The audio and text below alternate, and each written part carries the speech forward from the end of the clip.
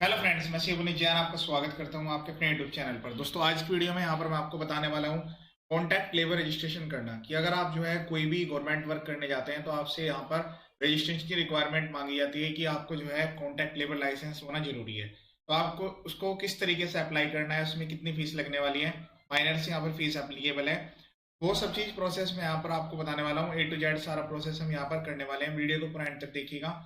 चलिए स्टार्ट करते हैं आज का वीडियो। कॉन्टैक्ट लेबर रजिस्ट्रेशन के लिए जो लाइसेंस है उसको आपको कैसे अप्लाई करना है और कैसे कहाँ से डाउनलोड करने के लिए आपको मिलने वाला है।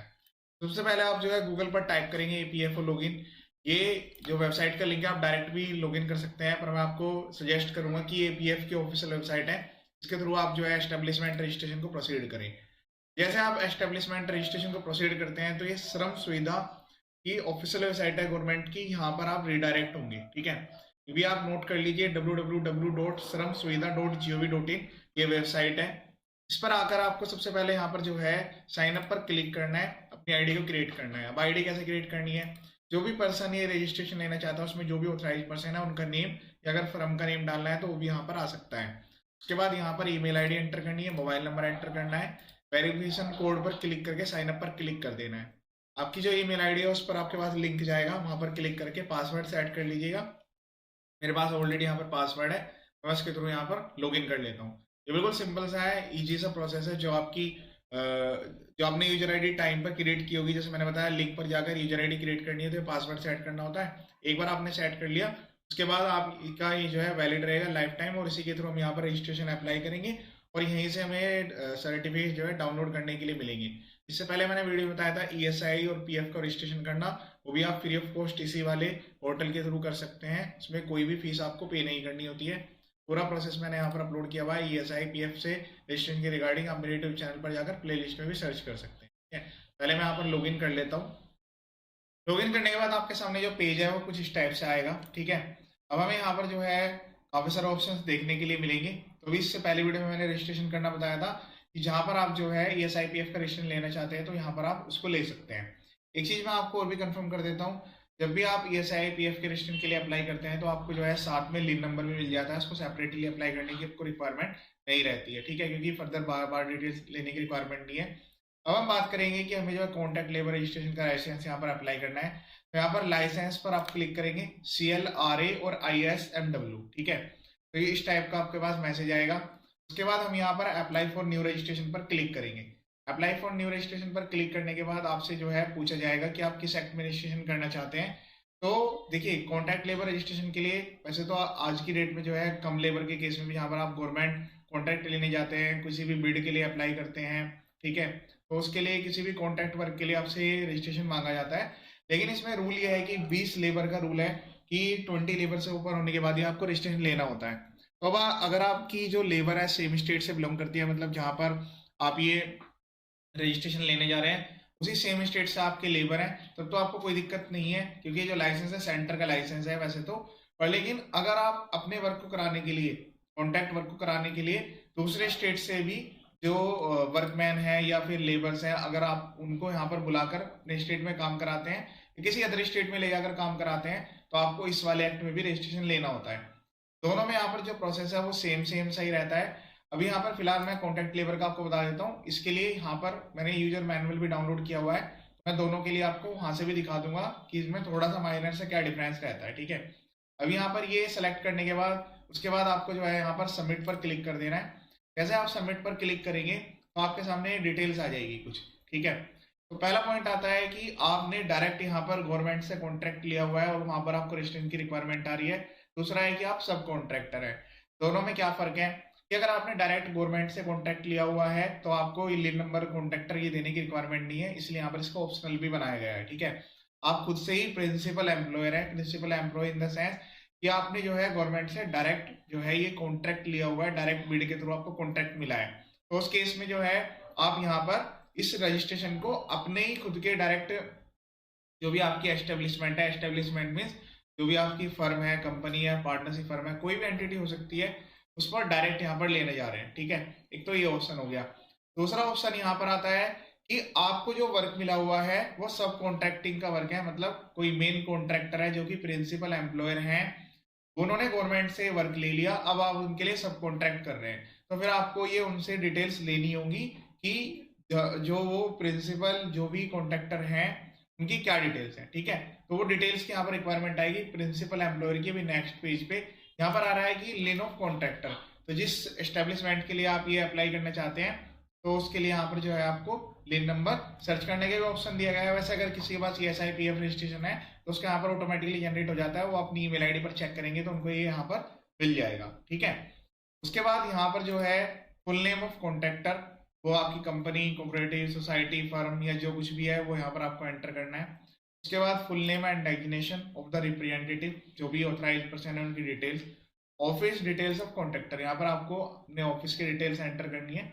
तो जो भी आपके पास GST रजिस्ट्रेशन है या ESIPF रजिस्ट्रेशन है वो same as it is details आप यहाँ पर ले सकते हैं। अब इसके बाद यहाँ पर ये डिटेल्स एंटर करने के बाद उसके बाद यहाँ पर जो है लॉन्गिट्यूड लैटिट्यूड की बात आ रही है, तो आप गूगल से हेल्प ले सकते हैं। अपने एड्रेस को डालिए गूगल से और यहाँ पर लिख दीजिए कि आपको ये लॉन्गिट्यूड और लैटिट्यूड की रिक्वायरमेंट है, तो वहाँ से आपको आसानी से मिल जाएगा। देन उसके बाद आइडेंटिफायर की बात कर रहा है कि आप अपने एस्टेब्लिशमेंट को पैन के थ्रू वेरीफाई कराने जा रहे हैं। टैन के थ्रू पैन सेलेक्ट कर लीजिएगा। आपको अपनी फर्म का, अगर इंडिविजुअल पर्सन है तो खुद का ही पैन नंबर आएगा, उस पर्सन का name as per PAN card आएगा। अगर कंपनी है या फिर LLP है या फिर कोई अदर एंटिटी है तो यहाँ पर उनकी डिटेल्स आएगी। यहाँ पर जो ईमेल एड्रेस और मोबाइल की बात हो रही है वो रिप्रेजेंटेटिव मतलब ऑथराइज्ड पर्सन की हो रही है, तो डिटेल्स आपको यहाँ पर लिख देना है, ठीक है। फिर उसके बाद यहाँ पर जो है कॉन्टैक्ट का टाइप कैसा है, ठीक है।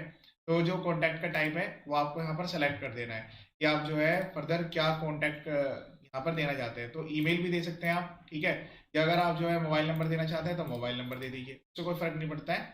तो ई कॉन्टैक्ट के लिए यहाँ पर ये दोनों चीज देने चाहते हैं तो ऐड पर क्लिक करके इसको ऐड भी कर सकते हैं, ठीक है। फिर उसके बाद सेव करके नेक्स्ट पर क्लिक कर देना है।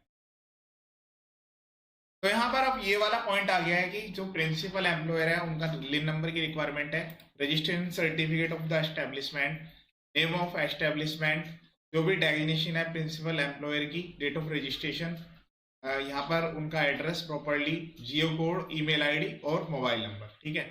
तो इसीलिए यहाँ पर जो है ये रिक्वायरमेंट आती है कि जो भी प्रिंसिपल एम्प्लॉयर है, ज्यादातर आपको जो काम जो यहाँ पर डेलीगेट किए जाते हैं वो एक मेन पर्सन को यहाँ पर वर्क एलोकेट किया जाता है, देन उसके बाद वो फर्दर यहाँ पर रिक्वायरमेंट के थ्रू जो है सब कॉन्टैक्ट करते हैं। तो ये डिटेल्स आपको देने की रिक्वायरमेंट आएगी, ठीक है।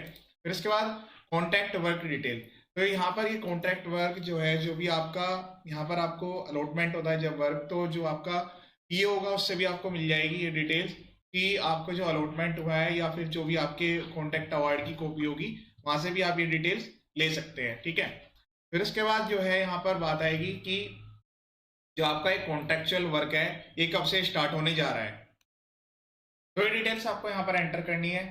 उसके बाद यहाँ पर जो है आपको यहाँ पर जो आपका लोकेशन ऑफ वर्क है, ठीक है, एक बार आप रजिस्ट्रेशन ले लेंगे उसके बाद एज सच कोई बार बार अमेंडमेंट करना मैंडेटरी नहीं होता है, लेकिन यहाँ पर जो है ये मैंडेटरी रिक्वायरमेंट बनाई गई है कि जो आपका वर्क ऑर्डर नंबर है वो क्या है, कॉन्ट्रैक्ट वर्क जो है कब से आपका स्टार्ट होने जा रहा है, कि जो एलिजिबल पर्सन है रजिस्ट्रेशन लेने के लिए केवल वो यहाँ पर रजिस्ट्रेशन ले पाए।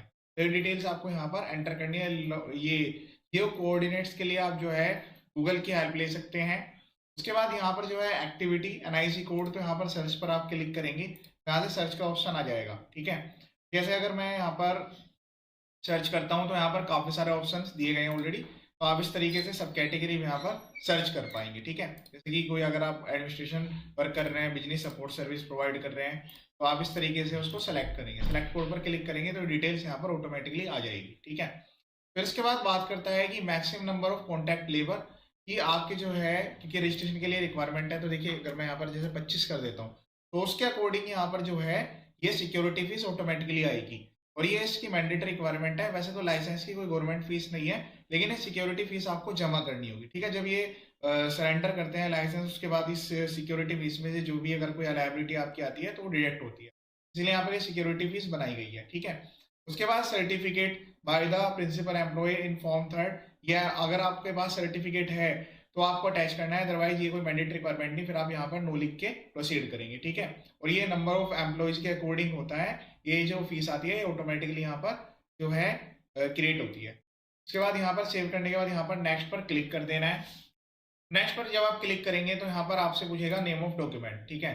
सर्टिफिकेट ऑफ फॉर्म जैसे कि मैंने बताया तो वो मैंडेटरी डॉक्यूमेंट नहीं है, पर लेकिन अगर यस किया है तब यहाँ पर लगाने की रिक्वायरमेंट आएगी। टाइप ऑफ डॉक्यूमेंट सेलेक्ट करेंगे, फिर उसके बाद यहाँ पर सेलेक्ट करने के बाद एक्शन पर क्लिक कर देना है। पीडीएफ फाइल यहाँ पर अलाउड होगी। फिर उसके बाद कॉपी ऑफ कॉन्टैक्ट एग्रीमेंट ये आपको अटैच करना है। तो ये 1 बाय 1 करके आपको अटैच करने हैं। तो 1, 3, 4, -5 और 6 आर मैंडेटरी।